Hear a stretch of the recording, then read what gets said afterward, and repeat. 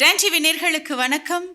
இது போஸ்ட்ல ஒரு குட்டி ஸ்டோரி. எல்லாரும் எப்படி இருக்கீங்க? சந்தோஷமா இருக்கீங்களா? எப்பொழுதும் வாழ்க்கை அப்படின்னு சொல்லும் பொழுது அதில் சந்தோஷங்கள் நிறைய இருக்கும். துக்கம், துயரம், சோதனை, வேதனை எல்லாமே இருக்கும். இதுதான் கலந்த வாழ்க்கை.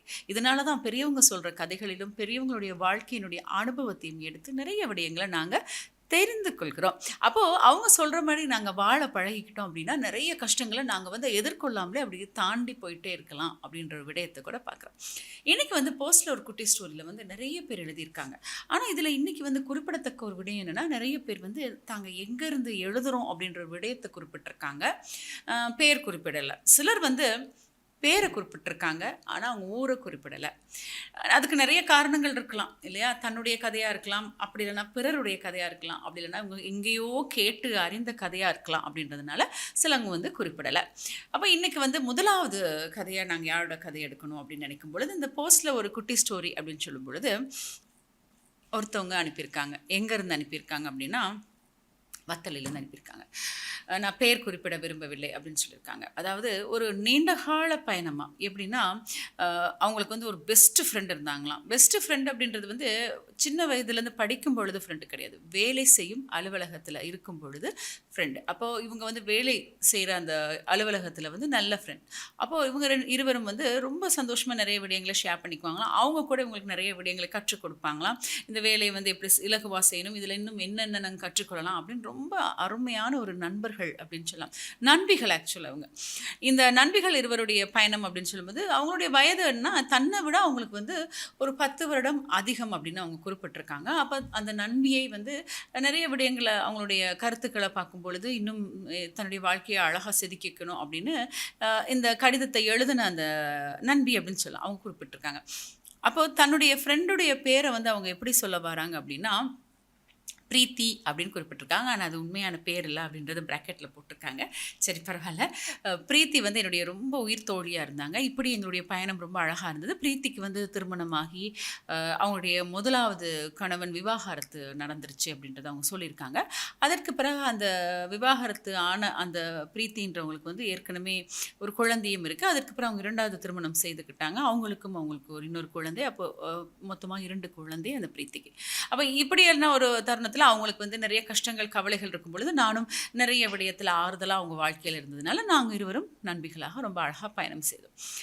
இந்த பயணம் எப்படின்னா, ஒரு நாள் திடீர்னு தன்னுடைய குழந்தைகளுடைய ஒரு படிப்புக்காக, அதாவது குழந்தைன்னு சொல்ல முடியாது. ஓரளவு 12, 13 வயது கடந்து விட்டாங்க மூத்த பொண்ணு. அப்போ அவங்களுடைய படிப்புக்கு கொஞ்சம் பணம் தேவைப்படுகுது அப்படின்னு சொன்னாங்க. அப்போ ஒரு நல்ல ஒரு நண்பி அப்போ பணம் கேட்கும் பொழுது நான் கொடுக்கணும் இல்லையா? அப்படியே என்னுடைய முயற்சியால அவங்களுக்கு கொஞ்சம் முதல்ல அவங்க கேட்ட ஒரு தொகை 50,000 இருந்தது. அப்போ அவங்களுக்கு கொடுத்து உதவி செய்தேன். அதற்கு பிறகு ஒரு குறிப்பிட்ட ஒரு 1 வருடம் கழித்த நிலையில அவங்க என்ன பண்றாங்க அப்படின்னா, திருப்பி தனக்கு ஒரு ரூ. 1,00,000 பணம் தேவைப்படுகுது அப்படின்னு சொல்றாங்க. அப்போ அதையும் நான் மறுக்காம குடுக்குறேன். கொடுக்கும் பொழுது நான் முதல் குடுத்தேன் இல்லையா? அந்த 50,000 நான் வாங்கவே இல்ல. ஆனாலும் பரவால்ல ரூ. 1,00,000 குடுக்குறேன். கொடுத்த பிறகு அவங்க என்ன பண்றாங்க அப்படின்னா, எப்பயாவது தருவாங்க தானே அப்படின்ற ஒரு எதிர்பார்ப்பு. கொஞ்சம் நாள் கடந்த பிறகு அவங்க பிரீத்தின்றவங்க 2வது திருமணம் செய்திருந்தாங்க அப்படின்னு குறிப்பிட்டிருந்தாங்க. அந்த கணவருக்கு ஒரு தொழில் வாய்ப்பை ஏற்படுத்தி கொடுக்கணும் அப்படின்றதுனால, திருப்பி பிரீத்தி தன்னுடைய நண்பிகிட்டயும் கடன் கேட்டிருக்காங்க. எவ்வளோன்னா ரூ. 3,00,000 கேட்டிருக்காங்க. இந்த ரூ. 3,00,000 அவங்க கேட்கும் பொழுது, அவங்க என்ன சொன்னாங்க அப்படின்னா, நீங்க முதல் கொடுத்த காசையெல்லாம் நான் சேர்த்து திருப்பி தாரேன். அவருடைய வியாபாரம் நல்லா வந்த பிறகு அப்படின்னு சொல்லும்போது, இவங்களுக்கு ரொம்ப நம்பிக்கையில இவங்க என்ன பண்றாங்க அப்படின்னா, எப்படியாவது தனக்கு நண்பிக்கு பணம் கொடுக்கணும் அப்படின்னால சிறுக சிறுக சேமித்து வைத்திருந்த அந்த பணத்தையும் குடுக்குறாங்க. இதெல்லாம் எதுக்கு அப்படின்னா, நம்பிக்கையின் அடிப்படையில், நட்பின் அடிப்படையில குடுக்குறாங்க.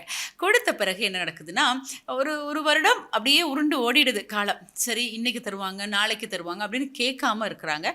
கேட்கக்கூடிய ஒரு சூழ்நிலை வருது. ஏன்னா கிட்டத்தட்ட 2 வருடங்கள் பிந்திய நிலையில 3,00,000 1,00,000 அதிகமாகும். அதற்கு பிறகு கிட்டத்தட்ட 50,000 கொடுத்ததுனால 4,50,000 அப்படின்ற அடிப்படையில அந்த பணம் பெருகி கொண்டே போகுது. அதுக்கப்புறம் அவங்க கேட்க ஆரம்பிக்கிறாங்க. நீங்க எனக்கு காசு கொடுத்தீங்க. அதை நான் பெற்றுக்கொண்டேன் அப்படின்றதுக்காக என்ன அத்தாட்சி உங்ககிட்ட இருக்கு? எதுக்காக நான் உங்களுக்கு காசு திருப்பி கொடுக்கணும்? அப்படின்ற ஒரு கேள்வியை முன்வைக்கிறாங்க. இது எனக்கு ஒரு பெரிய அதிர்ச்சியா இருந்தது. பிரீத்தி கிட்ட இருந்து இப்படி ஒரு பதில நான் எதிர்பார்க்கவே இல்ல. என்ன சொல்றதுன்னே தெரியல. இந்த நட்புன்ற ஒரு சாட்சிய தான் நான் முன்னுக்கு வைத்து, ஒரு நம்பிக்கை என்ற அடிப்படையில பணம் குடுத்தேன். ஆனா, அவங்க அப்படி சொல்லிட்டாங்க அப்படின்னு நினைக்கும்போது, மனசுல அவ்ளோ ஒரு கவலை, வேதனை இருந்தது. சண்டை போடணும்னு கூட எனக்கு தோணல. ஆனா, அவங்க கிட்ட கேட்டேன். நான் வந்து எவ்ளோ நம்பிக்கையா உங்களுக்கு குடுத்தேன். நீங்க அப்படி சொல்லலாமா? அப்படின்னு சொல்லும்பொழுது, எந்த ஒரு அத்தாட்சியும் இல்ல. நீங்க எனக்கு பணம் குடுக்கவே இல்லையே அப்படின்ட்டாங்க. இப்போ கூட பார்த்தீங்கன்னா, கிட்டத்தட்ட அவங்க வந்து அவங்களுக்கு காசு குடுத்து, 15 வருடங்கள் கழிந்த நிலையில கூட, இன்னைக்கு கூட அவங்க எனக்கு காசு குடுக்கல. லைஃப்ல வந்து நெறைய பேர நாங்க சந்திக்கிறோம். ஏதோ ஒரு வகையில வந்து உதவி செய்யலாம் நெறைய பேருக்கு. அது வந்து கொஞ்சம் கொஞ்சமா பணம் குடுத்து உதவி செய்யலாம். அந்த பணம் திருப்பி வரல அப்டின்னா, கொஞ்சம் நீங்க ஒதுங்கி இருக்கலாம். செய்யலாமா? வேண்டாமா? அப்படின்னு. அதே நேரத்தில வந்து சில நேரங்கள்ல வந்து உங்களுக்கு யாராவது உதவி செய்தா, அவங்களுக்கு வந்து நன்றி அப்படின்னு கூட நீங்க சொல்ல வேண்டாம். அவங்கள நீங்க கஷ்டப்படுத்தாம பார்த்துக்கங்க. அதான் ரொம்ப முக்கியம். ஏன்னா, உங்களுக்கு நேரம் தகுந்த நேரத்தில உங்களுக்கு கிடைக்கிற உதவின்றது ஒரு பெரிய உதவி. அப்போ இந்த உதவி உங்களுக்கு பெரிய பலம் இல்லையா? அப்ப அந்த பலத்த நீங்க பெற்றுக்கொள்ளும் பொழுது, அது தகுந்த நேரமா இருந்ததுனால, நீங்க என்ன பண்றீங்கன்னா, அவங்கள வந்து வாழ்த்தாட்டியும் பரவால்ல, இப்படி வந்து திட்டாதீங்க அப்படின்ற ஒரு விடயம் இருக்கிறது. நிச்சயமா அந்த சகோதரிக்கு வந்து எவ்வளோ வருத்தம் இருக்கும் அப்படின்னு என்னாலயும் உணர முடியுது. இருந்தாலும் இவர்களைப் போல் மற்றவர்களும் இருப்பாங்க அப்படின்னு நினைக்காதீங்க. கண்டிப்பா உங்களுக்கும் பழகுறவங்க, உங்க கூட பழகுறவங்க நல்லவங்களா கூட இருக்கலாம். அதனால அ பண உதவி செய்யாட்டியும் பரவால்ல. அவங்களுக்கு வேற வகையில வந்து ஏதாவது ஒரு தொழில் ரீதியான முயற்சி செய்யும் பொழுது, இந்த இடத்துல வேலைவாய்ப்பு இருக்கிறது, நல்ல நிறுவனங்கள் இருக்கிறது. ஏதாவது ஒரு வழியில வந்து அவங்களுக்கு உதவி செய்ய முயற்சிங்க அப்படின்றத நான் சொல்றேன். இருந்தாலும் இந்த மாதிரி நெறைய பேர நாங்க சந்திச்சிருக்கோம் அப்படின்னு உங்க மனசுல இதே மாரி கேள்விகள் ஓடிட்டே இருக்கும். அப்படின்னா என்ன பண்ணலாம்? ஃபர்ஸ்ட்ல ஒரு குட்டி ஸ்டோரியோட சந்தோஷமா இணைந்து கொள்ளுங்க.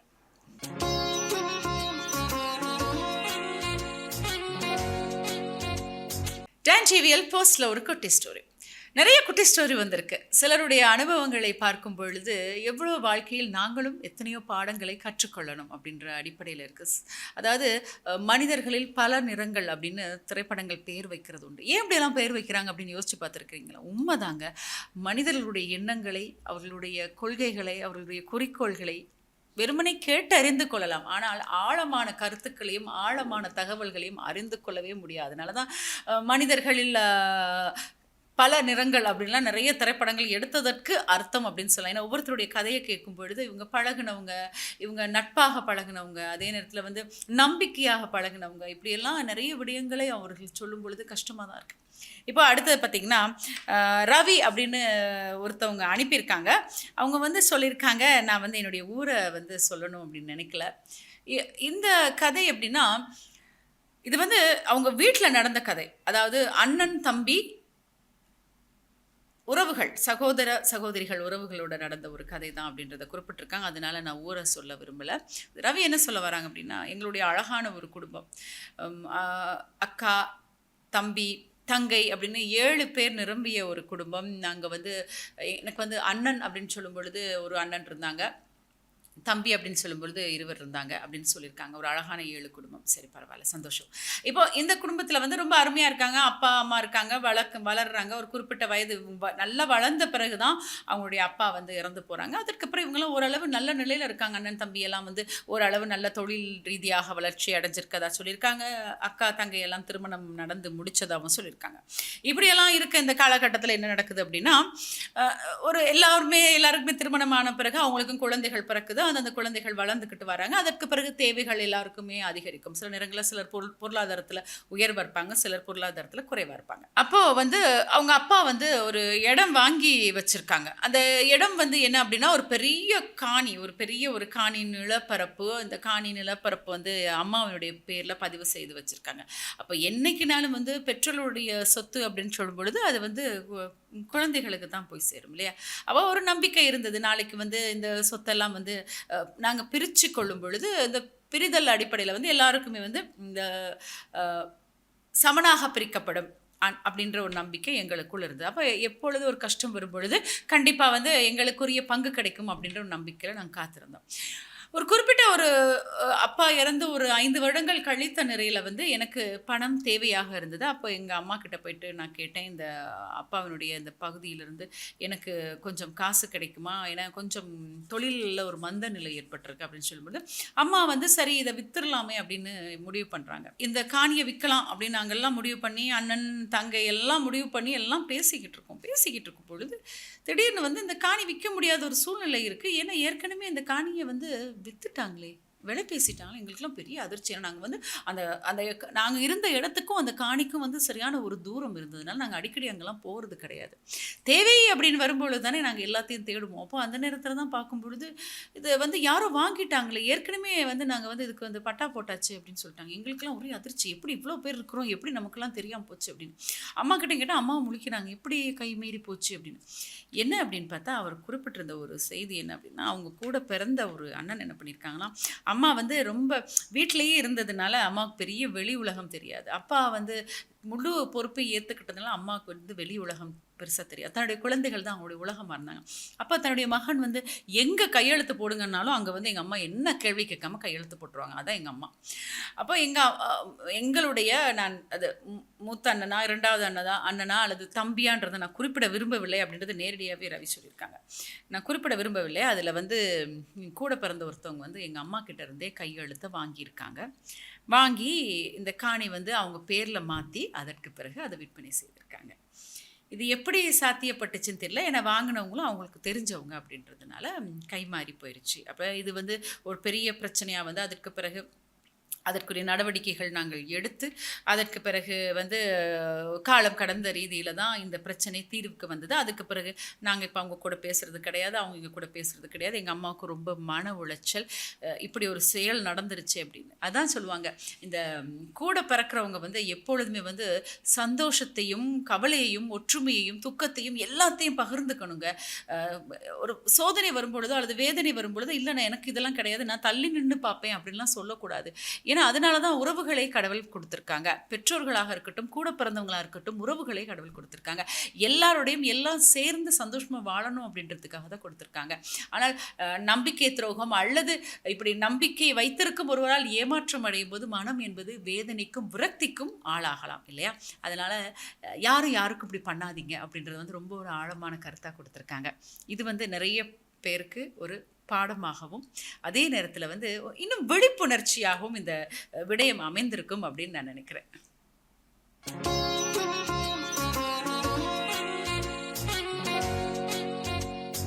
டான் டிவியில் போஸ்டில் ஒரு குட்டி ஸ்டோரில் நினைஞ்சிருக்கீங்க. ஒவ்வொருத்தருடைய வாழ்க்கையிலும் ஒவ்வொரு அனுபவங்கள் இருக்கும், ஒவ்வொருத்தருடைய வாழ்க்கையிலும் ஒவ்வொரு கதைகள் இருக்கும். அந்த கதைகளை எங்கள் கூட பகிர்ந்துக்குங்க அப்படின்ற ஒரு நிகழ்ச்சி தான் இது. இப்போ வந்து பார்த்திங்கன்னா என் கையில் வந்து நிறைய கடிதங்கள் இருக்குது. அப்போ எல்லாமே என் கவலையான விடயங்களை தேடி தேடி சொல்லுவானே அப்படின்ற ஒரு எண்ணத்தில் ஒரு மகிழ்ச்சியான செய்தியோடு ஒரு கடிதம்.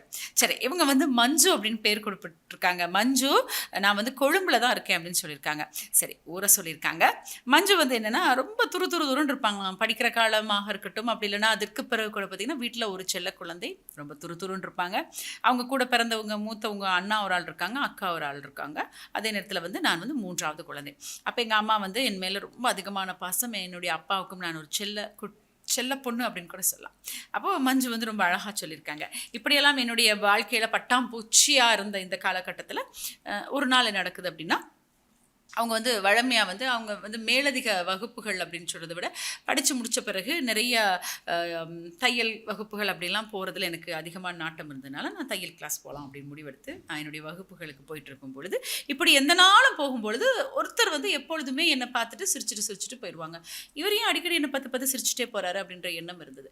கொஞ்ச நாளைக்கு பிறகு வந்து என்கிட்ட வந்து உங்களை ரொம்ப எனக்கு பிடிச்சிருக்கு, உங்களை வந்து நான் திருமணம் செய்து கொள்ள விரும்புகிறேன் அப்படின்னு சொல்லியிருக்காங்க. திருமணம் ஆனால் அப்படியே யோசிக்கிறேன், என்னது இவர் பேசிகிட்டு இருக்காரு. ஏன்னா நான் யாருக்கிட்டையுமே பெருசாக பேச மாட்டேன். நான் வந்து படிக்க போவேன், வீட்டுக்கு போவேன். இதில் நடுவில் இவங்க வந்து இப்படி பேசுவாங்க அப்படின்னு நான் எதிர்பார்க்கல. ஒரு தடுமாற்றம் இருந்தது, ஒரு பயம் இருந்தது. இவர் யாருன்னே பெருசாக தெரியாது. அந்த வழியில் போகும்போது நான் நிற்கிறத பார்த்துருக்கேன்.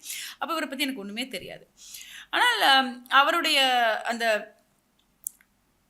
கண்ணியமான பார்வையாக இருக்கட்டும், அதே நேரத்தில் வந்து ரொம்ப வந்து அந்த அன்பான அந்த பார்வையாக இருக்கட்டும், அப்படி இல்லைன்னா அந்த காதல் நிறைந்த அந்த பார்வையாக இருக்கட்டும், நாளுக்கு நாள் அவங்களுடைய அந்த காதல் வந்து எனக்கு புரிய ஆரம்பித்தது. அதற்கு பிறகு நானும் சரி அப்படின்னு சொல்லி நாங்கள் இருவரும் காதலர்களாக மாறிக்கொண்டோம். இந்த காதல் வந்து ரொம்ப அழகாக இருந்தது அப்படின்னு சொல்லியிருக்காங்க. ஆனால் வீட்டுக்கு தெரியாது அப்படின்றது மஞ்சு குறிப்பிட்டிருக்காங்க. ஆனால் கொஞ்சம் நாளைக்கு பிறகு என்னுடைய அக்காவினுடைய திருமணம் முடிந்தது. அதற்கு பிறகு ஒரு 2 வருடங்கள் கழித்த நிலையிலே என்னுடைய அண்ணாவுக்கும் திருமணம் முடிந்து எங்களுடைய காதல் கிட்டத்தட்ட 3-4 வருடங்களை எட்டி பிடித்தது. ரொம்ப அழகான அமைதியான காதல். நாங்கள் பெருசாக வந்து எங்கேயுமே வந்து வெளியில் போகிறது கிடையாது. கண்கள் பேசின, கவிதைகள் மூலமாக, கடிதங்கள் மூலமாக காதலை நாங்கள் நிறைய விடயங்களை பேசிக்கொண்டோம். இதுதான் எங்களுடைய அழகான ஒரு காதல். சரி, இப்படி எல்லாம் போயிட்டு இருக்கும் பொழுது இவங்களுக்கு இப்போ கல்யாணம் பேசணும் இல்லையா மஞ்சுக்கு. அப்போ வீட்டில் வந்து இவங்களுக்கு திருமணம் பண்ணுவோம் அப்படின்னு நினைக்கும் பொழுது தான் மஞ்சு வந்து தன்னுடைய காதலை முன்வைக்கிறாங்க. இப்பொழுது தான் அங்கே வீட்டில் பெரிய பிரச்சனை வரப்போகுது. பெரிய பூகம்பமே எப்போ அந்த காதல் வீட்டுக்கு தெரிய வருதோ அங்கேருந்து தான் பூகம்பமே ஆரம்பிக்குது. அப்புறம் சண்டை வருது, சச்சரவு வருது. நமக்கு அது சரி வராது, அவங்க யார், அவங்க என்ன மாதிரி பழக்க வழக்கங்கள் இதெல்லாம் எங்களுக்கு தெரியாது அப்படின்ற ரீதியில் நிறைய பிரச்சனை வருது. ஆனால் அவர் நல்லவர், நல்ல இடத்துல தொழில் பண்ணிட்டு இருக்காங்க, எந்தவித தீய பழக்கங்களும் இல்லாத ஒரு நல்ல மனிதர் அப்படின்றத வந்து வீட்டில் தெரிஞ்சுக்கிட்டாங்க. இருந்தாலுமே வந்து நம்ம ஒருத்தரை தெரிவு செய்து கொண்டு போகும்பொழுது அதில் நிறைய பிரச்சனைகள் இருக்கும். அவங்க வந்து நம்ம உறவா, நம்ம உறவுக்காரர்களுக்கு அவர் தெரியுமா அப்படின்ற ரீதியிலே பல கேள்விகள் கேட்கப்படும். நாளைக்கு வந்து மற்றவர்களை நாங்கள் எப்படி பார்க்க போகிறோம் அப்படின்ற ரீதியிலும் நிறைய கேள்விகள் கேட்கப்படும். அப்போ அதனால ஒரு பிரச்சனையிலே நாங்கள் ஓடிட்டு இருக்கும் பொழுது வீட்டில் சொல்லிட்டாங்க, கட்டியே கொடுக்க மாட்டேன் அப்படின்ட்டாங்க. நானும் இல்லை, கட்டுனா இவரை தான் கட்டுவேன் அப்படின்னு பிடியாக நின்றேன். அப்போ ஒரு கொஞ்ச நாள் கழித்து சரி அப்படின்னு கொஞ்சம் அவங்களும் இறங்கி வந்து பேசி முடிச்சு கொடுக்குறாங்க. பேசி முடித்து நாங்கள் வீட்டில் சம்மதத்தோடு தான் அந்த திருமணத்தை நாங்கள் முடிச்சுக்கிட்டோம். முடித்த பிறகு என்ன ரொம்ப சந்தோஷமாக ஒரு தேவதை போல தான் அவர் என்னை வந்து பார்த்துக்கிட்டாரு. இன்றைக்கி பார்த்திங்கன்னா எனக்கு ஒரு அழகான ஒரு குழந்தை இருக்குது. அதே நேரத்தில் ஒரு சிறப்பான ஒரு வாழ்க்கை, அவரும் ஒரு அருமையான தொழில் பண்ணிகிட்ருக்காங்க. சொந்தமாக நாங்கள் வீடெல்லாம் வாங்கிட்டோம். ரொம்ப அழகு, சூப்பர் மஞ்சு. அதற்கு பிறகு ஒரு அருமையான ஒரு வாழ்க்கை, ரொம்ப ஒரு அண்டர்ஸ்டாண்டிங்கான வாழ்க்கை. சில நேரங்களில் வந்து மஞ்சுவே சொல்லியிருக்காங்க, எனக்கே ஆச்சரியமா இருந்தது, காதல் இத்தனை மாயாஜாலங்கள் செய்யுமா. நிறைய திரைப்படங்கள் பார்த்துருக்கேன், காதல் சில நேரங்கள் கசப்பாக கூட இருக்கும். ஆனால் என்னுடைய வாழ்க்கையில் காதல் வந்து பெரிய ஒரு அற்புதத்தையே செய்திருக்கிறது அப்படின்றத மஞ்சு சொல்லியிருக்காங்க.